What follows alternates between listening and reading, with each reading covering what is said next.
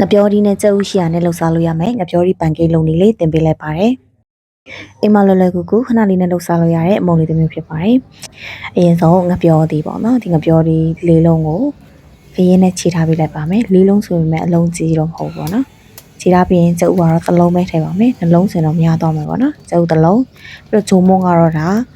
တစ်ထုပ်လုံးထည့်ရမှာပါအရင်ဆုံးတော့ဒီမှာတဝက်ထည့်ပြီးတော့ရင်မွေထားလိုက်ပါတယ်ဒီတော့စားတကြားနှစ်စွန်းထည့်လိုက်ပါတယ်တကြားနှစ်စွန်းကမှလည်းပြောရင်မချိုးပါဘူးเนาะပေါ့ပေါ့လေးပါပဲပြီးတော့ထပ်ပြီးတော့ကျန်တဲ့တဝက်ကိုထပ်ပြီးတော့ထည့်လိုက်ပါတယ်ပြီးတော့မွေပါမယ်ရေလုံးဝထည့်စရာမလိုပါဘူး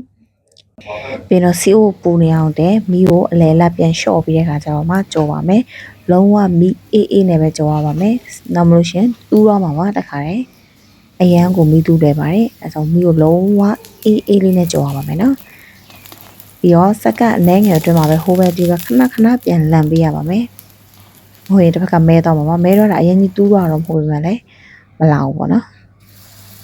နောက်တစ်ခုထပ်ကြော်ပါမယ်ဒါဆိုရင်မီးကိုပို့ပြီးတော့မှအိုးပိတ်ထားပါပြီပလက်ပေါက်ပိတ်ပြီးတော့မှကြော်နေရဖြစ်ပါတယ်။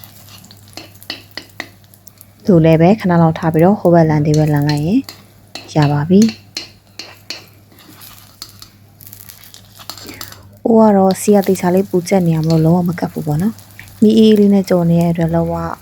မဲသွားหนีသွားမျိုးလည်းမရှိဘူးပေါ့နော်ဒီမျိုးအယောင်လေးအားစားဒီတိုင်းဖြူဖြူလေးပါပဲနောက်ဟိုဘက်လန်ဒီဘက်လန်လေးကိုတော်တော်ကြာလေးကြော်ပေးပါမယ်လိုအပ်ရင်တော့မီးလေးနည်းနည်းပြန်ဖွင့်တာမျိုးပေါ့နော်ဒီလိုလုပ်အောင်အဲ့ဒါလေးတော့နည်းနည်းသတိထားပါမယ်အဲ့လိုမျိုးဟိုဘက်ဒီဘက်လန်ပြီးတော့မုံသားတွေအကုန်လုံးကြော်ပြီးသွားပြီဆိုရင်တော့ဒါစားလို့ရပါပြီငပြောသည့်ပန်ကိတ်ရပါပြီနော်